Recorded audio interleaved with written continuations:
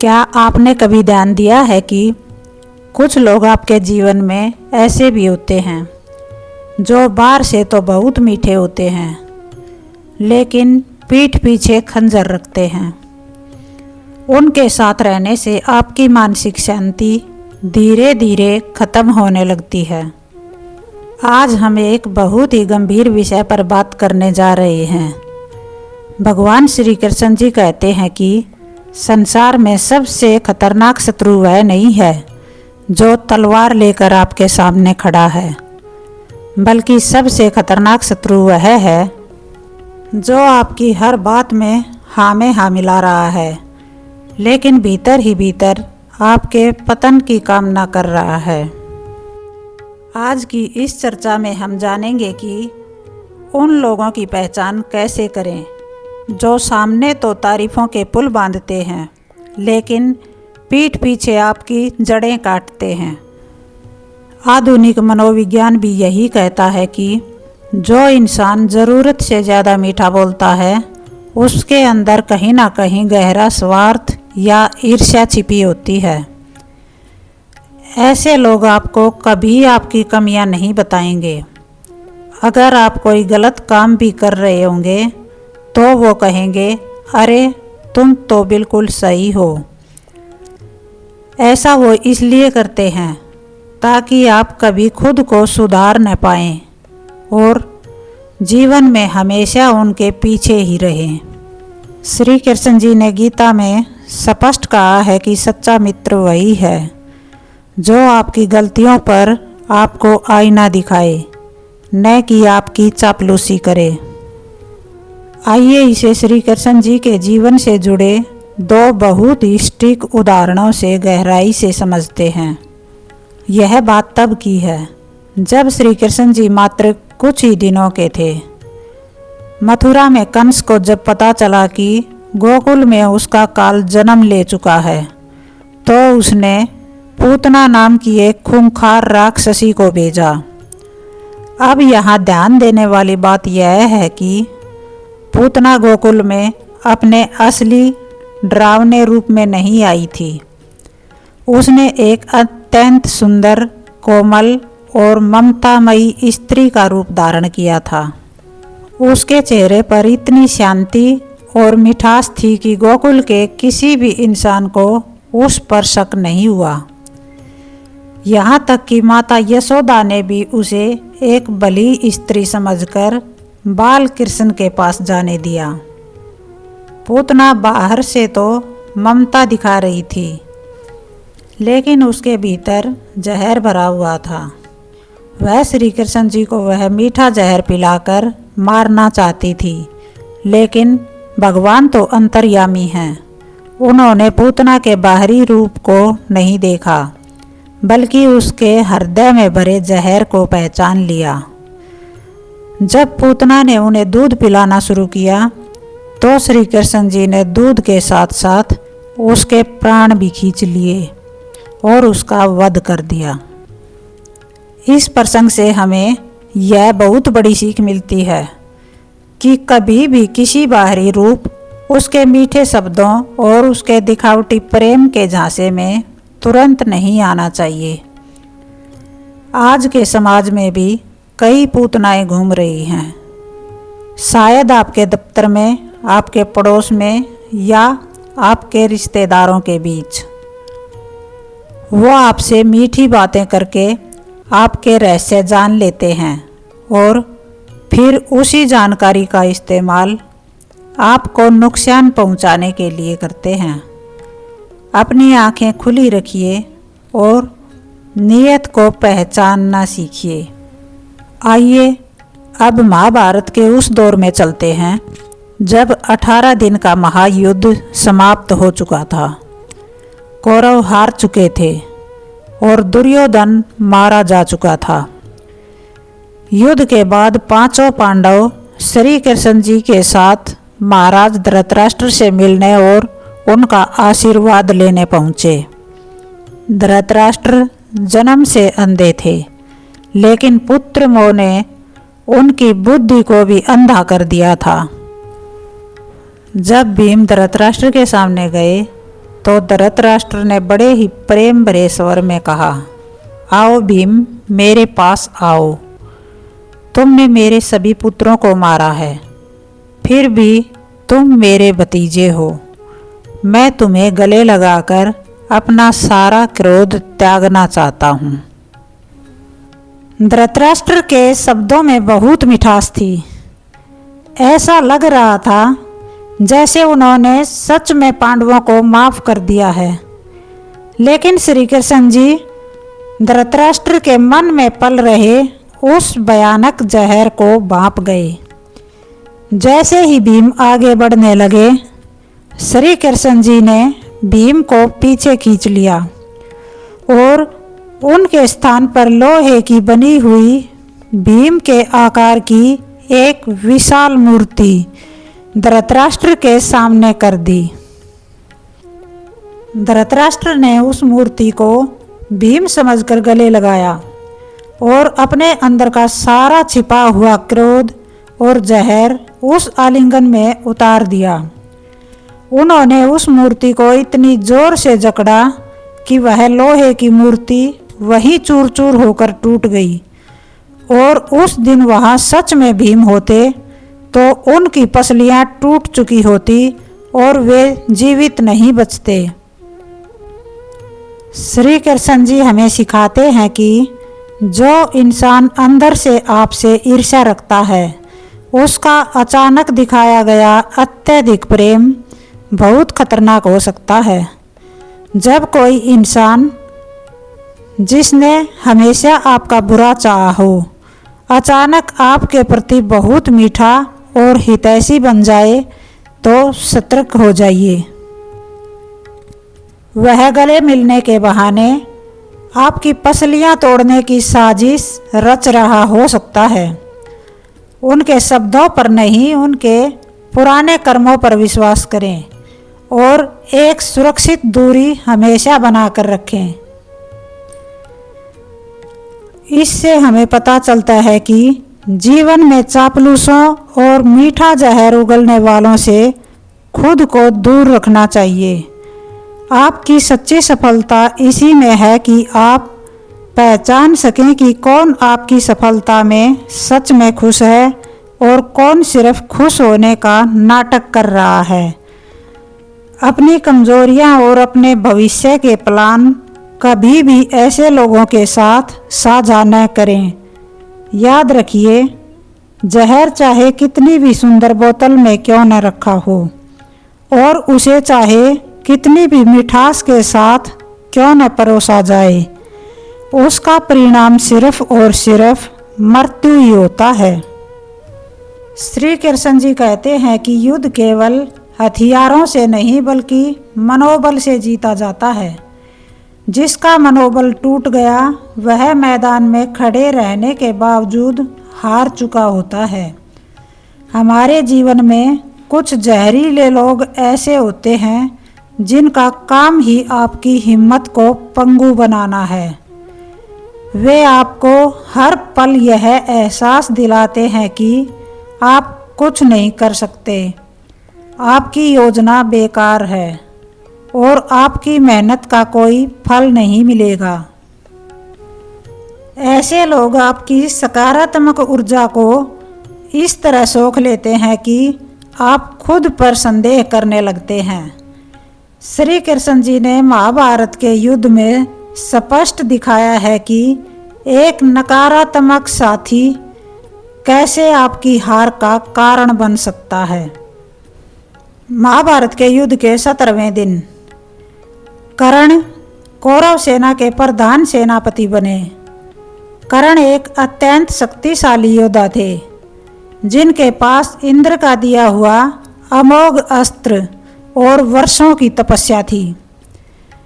दुर्योधन ने मद्रराज शल्य को कर्ण का सारथी बनने के लिए मनाया। शल्य रिश्ते में पांडवों के मामा थे, लेकिन उन्हें मजबूरी में कौरवों की तरफ से लड़ना पड़ रहा था। जैसे ही युद्ध शुरू हुआ, शल्य ने अपना असली जहरीला काम शुरू किया।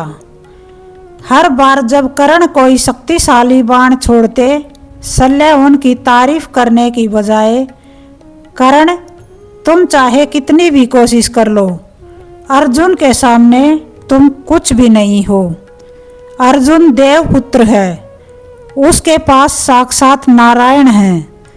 तुम एक सूत पुत्र होकर उससे कैसे जीत सकते हो? आज तुम्हारी मृत्यु निश्चित है। पूरे दिन युद्ध के मैदान में शल्य कर्ण के कानों में यही नकारात्मक बातें बोलते रहे। उन्होंने कर्ण को बार बार उसकी पुरानी हारों की याद दिलाई और अर्जुन की महानता के गुण गाए। परिणाम यह हुआ कि कर्ण जैसा आत्मविश्वासी योद्धा भी भीतर से कांपने लगा। उनका ध्यान लक्ष्य से भटक गया और वे अपनी विद्या भूलने लगे। शल्य के उन जहरीले शब्दों ने कर्ण की आधी शक्ति तो युद्ध शुरू होने से पहले ही छीन ली थी। जो व्यक्ति आपके लक्ष्य के रास्ते में बार बार आपकी कमियां गिनाए और आपको दूसरों से कमतर दिखाए, वह आपका सबसे बड़ा शत्रु है। ऐसे लोग आपके आत्मविश्वास की हत्या कर देते हैं। जहरीले लोगों के प्रभाव को समझने के लिए हमें रामायण के उस प्रसंग को देखना चाहिए जहां हनुमान जी अपनी शक्तियां भूल चुके थे। जब वानर सेना समुद्र तट पर पहुंची तो सामने विशाल अथाह समुद्र था। हर कोई डरा हुआ था। अंगद और अन्य वानर कह रहे थे कि इतना बड़ा समुद्र लांघना असंभव है, हम यहीं फंसकर मर जाएंगे। चारों तरफ नकारात्मकता फैल रही थी। अगर उस समय वानर दल में केवल शल्य जैसे लोग होते तो रामायण की कहानी वहीं रुक जाती। लेकिन वहां जामवंत जी भी मौजूद थे। उन्होंने देखा कि हनुमान जी चुपचाप बैठे हैं और दूसरों की हार वाली बातें सुन रहे हैं। जामवंत जी ने तुरंत हस्तक्षेप किया। उन्होंने हनुमान जी को नकारात्मक लोगों की बातों से हटाकर उनकी अपनी शक्तियों की याद दिलाई। उन्होंने कहा, हे पवन पुत्र, आप चुप क्यों हैं? आप में तो वो शक्ति है कि आप एक छलांग में आकाश को नाप सकते हैं। जैसे ही हनुमान जी के कानों में सकारात्मक शब्द पड़े, उनका मनोबल 7वें आसमान पर पहुंच गया। उन्होंने अपनी शक्तियों को पहचाना और पल भर में उस समुद्र को पार कर लिया जिसे बाकी सब असंभव कह रहे थे। जीवन में आपके पास दो तरह के लोग होंगे। एक वो जो आपको आपकी कमियां याद दिलाकर समुद्र के इस पार रोक देंगे, और दूसरे वो जो आपको आपकी शक्तियों की याद दिलाकर समुद्र पार करवा देंगे। जहरीले लोगों की पहचान यही है कि वे आपको कभी जामवंत नहीं बनने देंगे। वे हमेशा आपके अंदर के हनुमान को सोने के लिए मजबूर करेंगे। श्री कृष्ण जी का संदेश साफ है। अगर आपको सफल होना है तो सबसे पहले उन लोगों का साथ छोड़िए जो आपके कानों में तुम नहीं कर सकते का जहर घोलते हैं। अपनी ऊर्जा बचा कर रखिए, क्योंकि यही ऊर्जा आपको आपके लक्ष्यों तक पहुंचाएगी। श्री कृष्ण जी कहते हैं कि स्वार्थी इंसान उस परछाई की तरह होता है जो तब तक तो आपके साथ चलती है जब तक आप सफलता के सूरज की रोशनी में खड़े होते हैं। लेकिन जैसे ही आपके जीवन में दुखों का अंधेरा छाता है, वह परछाई चुपचाप आपका साथ छोड़ देती है। ऐसे लोग रिश्तों को प्रेम की तराजू पर नहीं बल्कि फायदे की तराजू पर तोलते हैं। वे आपसे तब तक जुड़े रहते हैं जब तक आपसे उनका कोई काम निकल रहा हो। आज के इस दौर में जहां हर दूसरा रिश्ता किसी न किसी मतलब की नींव पर टिका है, श्री कृष्ण जी ने अर्जुन को समझाया था कि स्वार्थ मनुष्य की बुद्धि को हर लेता है। एक स्वार्थी व्यक्ति कभी भी भविष्य का विचार नहीं कर सकता, वह केवल वर्तमान के लाभ को देखता है। ऐसे लोग बहुत ही चतुर शिकारी की तरह होते हैं। वे पहले आपके विश्वास को जीतेंगे, आपकी मदद करेंगे ताकि आप उनके एहसान तले दब जाएं, और फिर जब सही मौका आएगा तो वे आपसे ऐसा कुछ मांग लेंगे जो आपके सिद्धांतों के खिलाफ होगा। वे आपकी भावनाओं के साथ खिलवाड़ करने में माहिर होते हैं। जब आप परेशान होते हैं तो वे आपकी परेशानी का समाधान ढूंढने की बजाय यह देखते हैं कि आपकी इस स्थिति से उन्हें क्या फ़ायदा मिल सकता है। हम महाभारत के उस प्रसंग में चलते हैं जब युद्ध निश्चित हो चुका था। दोनों पक्ष पांडव और कौरव अपनी अपनी शक्तियों को बढ़ाने के लिए अलग अलग राज्यों से सहायता मांग रहे थे। इसी क्रम में दुर्योधन और अर्जुन दोनों ही द्वारका पहुँचे श्री कृष्ण जी की मदद मांगने के लिए। दुर्योधन पहले पहुंचा। वह एक अवसरवादी था। उसने देखा कि श्री कृष्ण जी सो रहे हैं। अपने अहंकार और स्वार्थ के कारण वह श्री कृष्ण जी के सिराने जाकर एक ऊंचे आसन पर बैठ गया।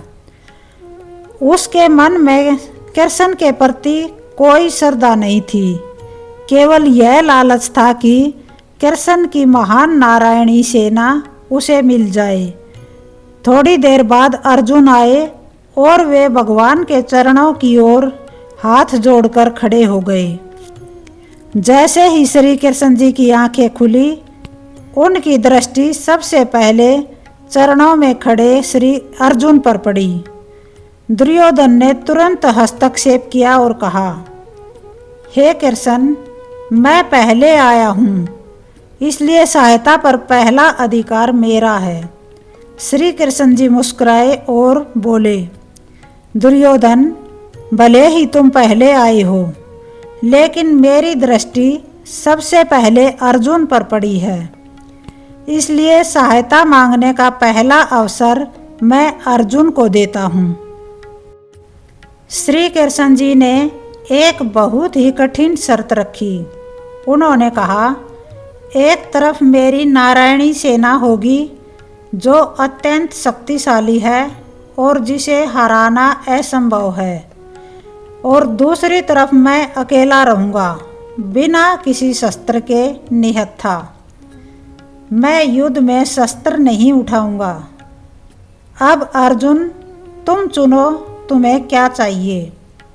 यहाँ दुर्योधन का स्वार्थ अपने चरम पर था। वह मन ही मन डर रहा था कि कहीं अर्जुन सेना न मांग ले। दुर्योधन की बुद्धि केवल स्थूल वस्तुओं को देख रही थी। उसे लगा कि बिना शस्त्र के कृष्ण किस काम के, वे तो केवल एक ग्वाले हैं। बिना सेना के उनकी क्या बिसात। अर्जुन ने बिना एक पल गवाए कहा, प्रभु, मुझे केवल आपका साथ चाहिए, मुझे सेना नहीं, आप चाहिए। दुर्योधन भीतर ही भीतर बहुत खुश हुआ। वह मन ही मन अर्जुन की मूर्खता पर हंस रहा था। उसने सोचा कि अर्जुन ने एक निहत्थे सारथी को चुनकर अपनी हार पक्की कर ली है, जबकि उसने दुनिया की सबसे शक्तिशाली सेना पा ली है। दुर्योधन सेना लेकर खुशी खुशी लौट गया। उसे लगा कि वह जीत गया, लेकिन परिणाम हम सबको पता है।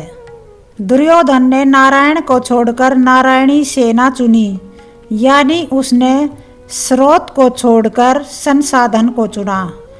यही एक स्वार्थी इंसान की सबसे बड़ी पहचान है। वह हमेशा शक्ति और साधनों के पीछे भागता है। उसे उस सत्य और प्रेम की कदर नहीं होती जो निस्वार्थ भाव से उसके पास खड़ा होता है। इस प्रसंग के माध्यम से श्री कृष्ण जी हमें समझाते हैं कि स्वार्थी व्यक्ति कभी भी आपके व्यक्तित्व या आपके चरित्र से प्रेम नहीं करता। उसे प्रेम होता है आपकी क्षमता से, आपकी संपत्ति से और आपके पद से। दुर्योधन को श्री कृष्ण जी से प्रेम नहीं था, उसे श्री कृष्ण जी की सेना से मतलब था। आज के जीवन में भी आपके पास कई ऐसे दुर्योधन आएंगे। जब आप किसी उच्च पद पर होंगे या आपके पास संसाधन होंगे तो वे आपके सिराने आकर बैठ जाएंगे। वे आपको यह महसूस कराएंगे कि आप ही उनके सब कुछ हैं। लेकिन याद रखिए, वे आपकी उपस्थिति का आनंद नहीं ले रहे।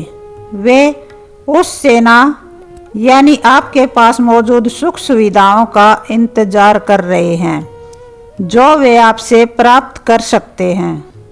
श्री कृष्ण जी कहते हैं कि जिस दिन आपकी शक्ति कम होगी, जिस दिन आपकी नारायणी सेना चली जाएगी, उस दिन ये स्वार्थी लोग आपको छोड़कर चले जाएंगे। वे कभी अर्जुन की तरह आपके चरणों में खड़े होकर आपके संघर्ष में साथ नहीं देंगे। स्वार्थी लोगों को पहचानना मुश्किल नहीं है, बस आपको अपनी आँखों से मोह की पट्टी हटानी होगी। श्री कृष्ण जी कहते हैं कि जो व्यक्ति केवल अपनी ज़रूरतों के समय आपसे बहुत अधिक जुड़ाव दिखाए, उससे सावधान रहें। जो आपके कठिन समय में आपकी भावनाओं की कदर करने के बजाय अपनी सुविधा देखे, उसे अपने जीवन के निजी घेरे से बाहर कर दें।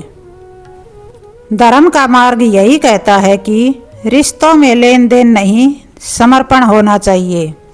यदि कोई आपसे केवल लेने की मनसा रखता है तो वह आपका मित्र नहीं बल्कि आपके जीवन का एक बोझ है। ऐसे बोझ को समय रहते उतार देना ही बुद्धिमानी है।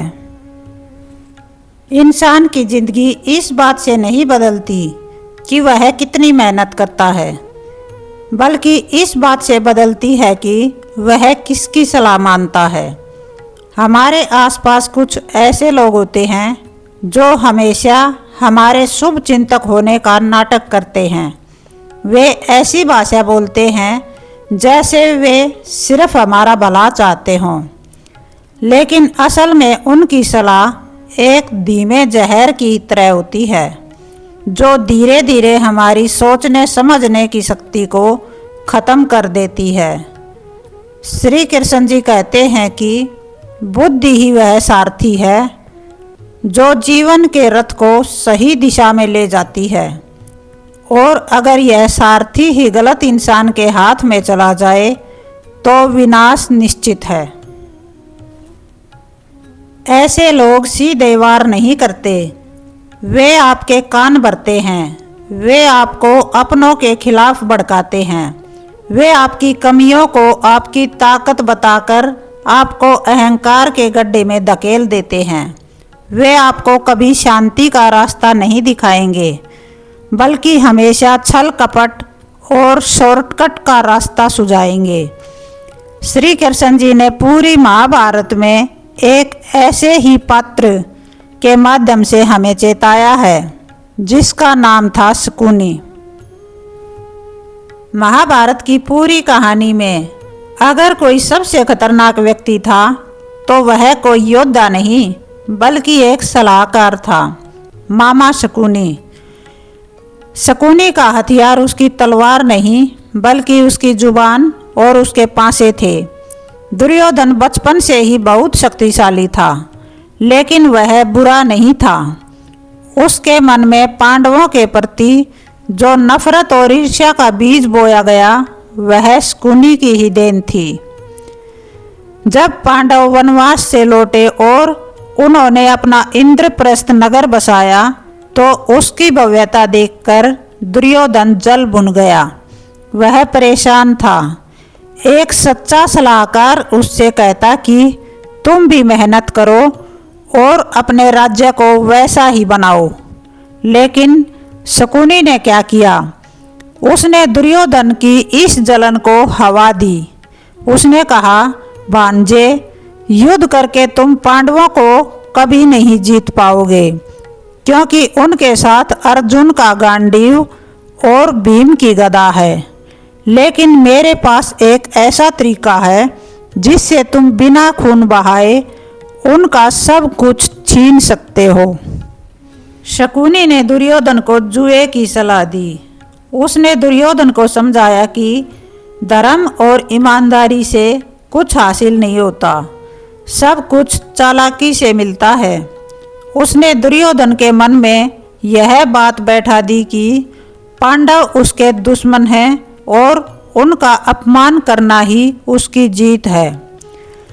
शकुनी की हर सलाह दुर्योधन को थोड़े समय के लिए फायदे वाली लगती थी, लेकिन वह उसे धर्म से दूर ले जा रही थी।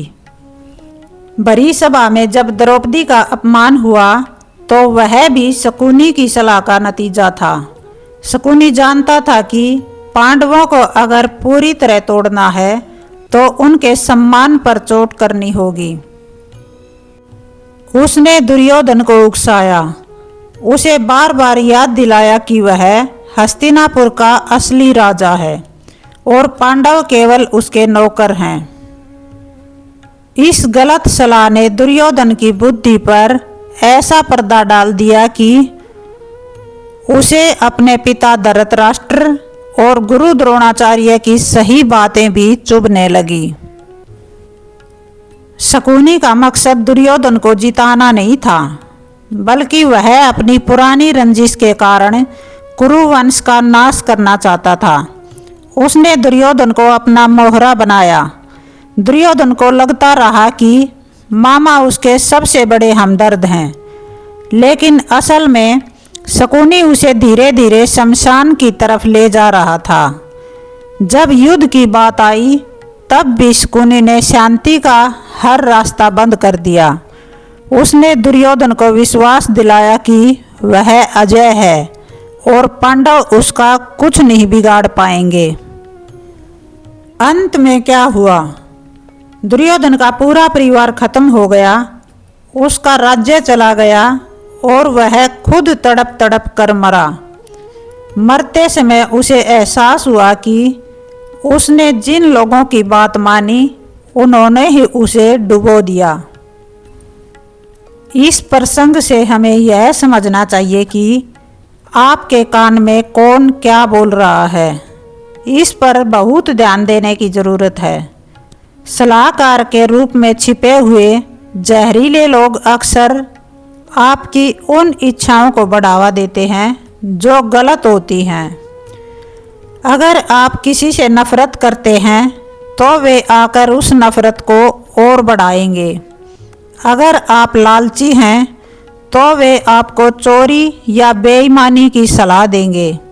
वे आपको कभी यह नहीं कहेंगे कि तुम गलत हो, बल्कि वे यह कहेंगे कि दुनिया ही गलत है और तुम्हें अपनी ताकत दिखानी चाहिए। ऐसे लोगों की पहचान यह है कि उनकी सलाह हमेशा आपको दूसरों से दूर करती है। वे आपके मन में शक पैदा करते हैं। वे आपसे कहेंगे, देखो तुम्हारा भाई तुम्हारे खिलाफ है, तुम्हारा दोस्त तुम्हें धोखा दे रहा है, तुम्हारी कंपनी तुम्हें कम आंक रही है। ये बातें सुनकर आपका मन अशांत हो जाता है और आप गलत फैसले लेने लगते हैं। श्री कृष्ण जी कहते हैं कि जिस सलाहकार की बात सुनकर आपके मन में अशांति, गुस्सा या नफरत पैदा हो, समझ लीजिए कि वह शकुनी का ही कोई रूप है। सही सलाह वह है जो आपके मन को शांत करे, आपको सच्चाई दिखाए और आपको सही रास्ते पर चलने की हिम्मत दे। जीवन में 1000 दोस्त बनाने से अच्छा है कि एक ऐसा सलाहकार रखें जो आपकी गलती पर आपको डांट सके और आपको विनाश के रास्ते पर जाने से रोक सके। अगर आप आज अपनी ज़िंदगी में असफल महसूस कर रहे हैं तो रुक कर यह सोचिए कि आप सलाह किससे ले रहे हैं। कहीं आपके आसपास भी कोई ऐसा व्यक्ति तो नहीं है जो सहानुभूति का नाटक करके आपकी जड़ों में मट्ठा डाल रहा है।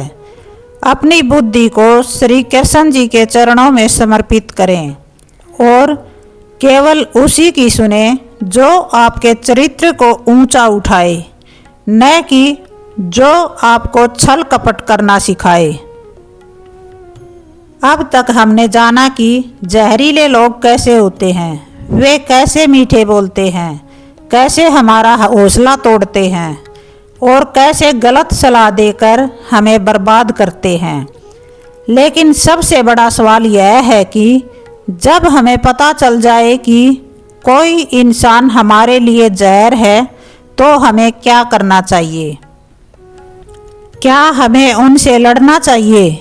क्या हमें उन्हें सुधारने की कोशिश करनी चाहिए या फिर चुपचाप सब कुछ सहते रहना चाहिए? श्री कृष्ण जी कहते हैं कि सहना अच्छी बात है, लेकिन अन्याय और अपमान को सहते जाना अधर्म है। अगर आप किसी गलत इंसान को सह रहे हैं तो आप उसे और बुरा होने का मौका दे रहे हैं। जीवन में शांति पाने का एक ही रास्ता है, मोह का त्याग और अपनी मर्यादा की एक रेखा खींचना। हमें यह समझना होगा कि हर इंसान को सुधारा नहीं जा सकता। कुछ लोग अपनी फितरत के गुलाम होते हैं और उन्हें उनके हाल पर छोड़ देना ही सबसे बड़ी समझदारी है।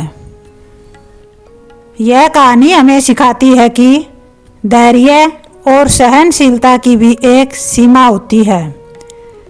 राजा शिशुपाल श्री कृष्ण जी का रिश्तेदार था, लेकिन उसके मन में श्री कृष्ण के प्रति बचपन से ही नफरत और ईर्ष्या भरी थी। शिशुपाल की माँ ने श्री कृष्ण से यह वचन लिया था कि वे शिशुपाल की 100 गलतियों को माफ़ कर देंगे। श्री कृष्ण जी ने अपनी बुआ को वचन दिया और शांति से सही समय का इंतजार करने लगे। एक बार महाराज युधिष्ठिर ने एक बहुत बड़ा यज्ञ रखा जिसमें देश विदेश के राजा आए थे। वहाँ शिशुपाल भी मौजूद था। जब सभा में श्री कृष्ण का सम्मान किया गया तो शिशुपाल जल उठा। उसने भरी सभा में श्री कृष्ण जी को अपशब्द कहना शुरू कर दिया। उसने श्री कृष्ण को गवाला कहा, चोर कहा और न जाने कितनी गंदी गालियां दी। पूरी सभा सन्न थी। पांडव गुस्से में अपनी तलवारें निकालने ही वाले थे, लेकिन श्री कृष्ण जी मुस्कुराते रहे और शांत बैठे रहे। वे एक एक करके शिशुपाल की गालियां गिनते जा रहे थे। लोग हैरान थे कि इतना अपमान होने के बाद भी कोई इतना शांत कैसे रह सकता है। शिशुपाल को लगा कि श्री कृष्ण डर गए हैं, इसलिए वह और ज़्यादा बुरा बोलने लगा। जैसे ही शिशुपाल ने अपनी 100 गालियां पूरी की और 101वीं गाली दी, श्री कृष्ण जी के चेहरे से मुस्कुराहट गायब हो गई। उन्होंने शांति से कहा, शिशुपाल, तुम्हारी माँ को दिया मेरा वचन अब पूरा हुआ। तुमने अपनी मर्यादा की सारी सीमाएं पार कर दी हैं। अगले ही पल श्री कृष्ण जी ने अपने सुदर्शन चक्र का आह्वान किया और देखते ही देखते शिशुपाल का सिर धड़ से अलग हो गया। उस सभा को यह संदेश मिला कि सहनशीलता का अर्थ कमजोरी नहीं है। जब तक मर्यादा का पालन हो रहा था तब तक श्री कृष्ण जी चुप थे, लेकिन जैसे ही जहर सीमा से बाहर हुआ, उन्होंने उसे जड़ से मिटा दिया। इस कहानी से हमें यह सीखना चाहिए कि आपके जीवन में जो जहरीले लोग हैं उन्हें भी आपको एक मौका देना चाहिए, लेकिन एक सीमा तय करके। अगर कोई आपको बार बार अपमान कर रहा है, आपके काम में अड़ंगा डाल रहा है या आपको मानसिक तनाव दे रहा है, तो आपको उसे स्पष्ट बता देना चाहिए कि आप यह सब बर्दाश्त नहीं करेंगे। जहरीले लोगों से निपटने के 3 तरीके श्री कृष्ण जी के जीवन से मिलते हैं। पहला, मौन और दूरी। हर बात का जवाब देना जरूरी नहीं है। कई बार आपकी खामोशी ही सामने वाले को उसकी औकात दिखा देती है। जैसे ही आपको पता चले कि कोई व्यक्ति आपके लिए नकारात्मक है, उससे भावनात्मक रूप से दूर हो जाइए। उसे अपने मन की बातों में शामिल करना बंद कर दीजिए। दूसरा, कमल की तरह रहना। जैसे कमल कीचड़ में रहकर भी खुद पर गंदगी नहीं लगने देता, वैसे ही आपको भी ऐसे लोगों के बीच रहते हुए अपनी सोच को साफ रखना होगा। उनकी बातें एक कान से सुनकर दूसरे कान से निकाल दें। उन्हें इस बात की ताकत न दें कि वे आपके मूड को खराब कर सकें। तीसरा, मोह का त्याग। अक्सर हम जहरीले लोगों को इसलिए नहीं छोड़ पाते क्योंकि वे हमारे रिश्तेदार या पुराने दोस्त होते हैं। हमें लगता है कि अगर हमने उनसे नाता तोड़ लिया तो समाज क्या कहेगा। लेकिन याद रखिए, आपकी मानसिक शांति से बढ़कर कुछ भी नहीं है। श्री कृष्ण जी ने अपनों के खिलाफ भी युद्ध किया क्योंकि वे धर्म के रास्ते में बाधा थे।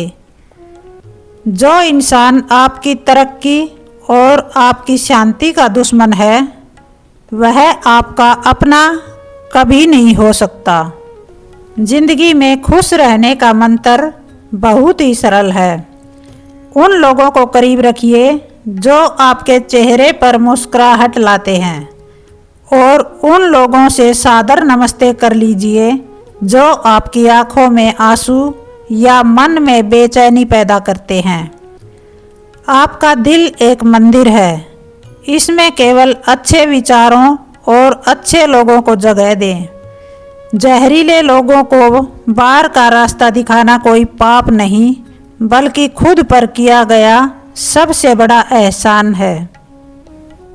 अपनी शक्ति को पहचानिए, अपना स्वाभिमान बनाए रखिए और हमेशा धर्म के रास्ते पर चलिए। अगर आप खुद का सम्मान करेंगे तो दुनिया की कोई ताकत आपको झुका नहीं पाएगी। श्री कृष्ण जी हमेशा आपके साथ हैं।